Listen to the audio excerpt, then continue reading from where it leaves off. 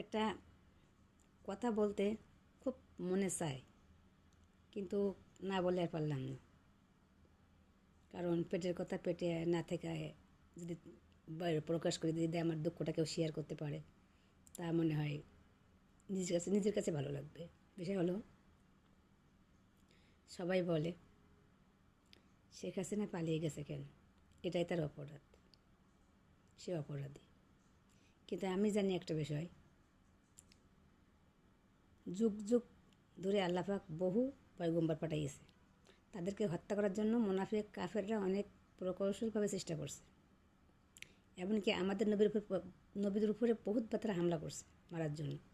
আপন চাচা আবু জাহের তাকে ঘায়েল করার জন্য বহুত পরিকল্পনা করছে। কিন্তু এমন এক পর্যায়ে গেল, আমার দিনের নবী মক্কা ছেড়ে পালিয়ে মদিনায় আসতে বাধ্য হলো।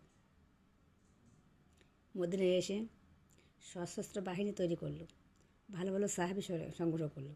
ছিল ওমর, ওসমান গনি, দাহিয়াতুল কালবি, বহুত সাহাবীর নাম, এতটা নাম এখন বললে আর বা প্রয়োজন নেই।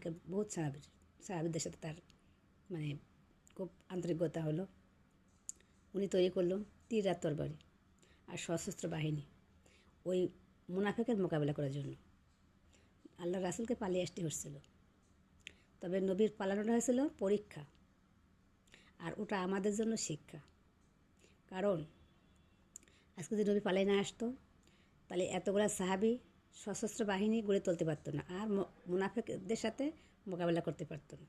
এই জন্য উনি পালিয়ে এসে সশস্ত্র বাহিনী তৈরি করে, সাহাবী তৈরি করে, তীর তরবারি তৈরি করে মানে ইসলামের জন্য উনি যুদ্ধ করছে, মুনাফিকদের বিরুদ্ধে উনি যুদ্ধ করছে। তবে আমি একটা জিনিস মনে করি, যে অন্যায় করে সে অপরাধী, আর যে অন্যায় প্রশ্রয় দেয় সে অপরাধী।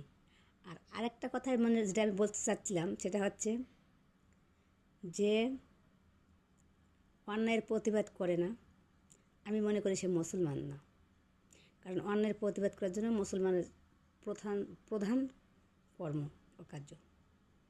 যে অন্যায়ের প্রতিবাদ করে না, সেটা মুসলমানই না। আর এই অন্যায়ের প্রতিবাদ করতে হয়ে গেলে শয়তান যতগুলো ফত্তরি করছে, তার চেয়ে বেশি ফত্তরি করবো আমরা। কারণ শয়তানকে ঘায়েল করার জন্য ইসলাম যথেষ্ট। আর শুধু পালানো কেন, প্রয়োজনে আরও কিছু করব, তাও শয়তানের মোকাবিলা করে ছাড়বো। কারণ কি জানেন, জাহিলা যুগে খ্রিস্টানরা মেয়েদেরকে ফাঁসি দিয়ে মারত, হিন্দুরা মেয়েদেরকে পুড়িয়ে মারত, চিতায় পর্যন্ত বেঁধে পুড়িয়ে মারছে। মুসলমানেরা মেয়েদেরকে জীবিত কবর দিয়েছে, তার প্রমাণ দাহিয়াতুল কালবির। উনি 72টা মেয়েকে জীবিত কবর দিয়েছিলেন, কিন্তু লাস্টের মেয়েটা ছিল নিজের মেয়ে। কিন্তু লাস্টে সে কিন্তু নবীর সাহাবী হয়েছে, ইসলাম গ্রহণ করছে। তখন সে বলছে যে হুজুর, একদম সর্বশেষে যে মেয়েটা আমি জীবিত কবর দিয়েছিলাম, ওটা নিজের মেয়ে ছিল, জামিলা সুন্দরী। এটা আমার জন্য বড় অন্যায়, জানি না আল্লাহ আমাকে ক্ষমা করবে কিনা। তখন নবী বলছিল যে তুমি তো তখন ইহুদি ছিলে, বুঝতে না, কিন্তু এখন তুমি ইসলাম গ্রহণ করছো, এখন তুমি বুঝছো, আল্লাহ নিশ্চয়ই মাফ করবে, কারণ আল্লাহ ক্ষমাশীল, পরম দয়ালু। তবে আমি মনে করি এই নারীদের ফাঁসির দেওয়া তো দূরের কথা, মুখে বলাটাও পাপ।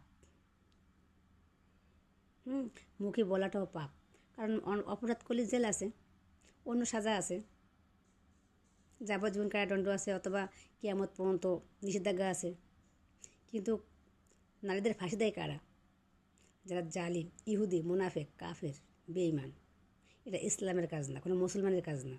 কারণ ইসলামের খাতায় একদম হারাম। মেয়েদের ফাঁসি দেবার দূরের কথা, ফাঁসির নাম মুখে লেবাটাই হারাম মেয়েদের জন্য।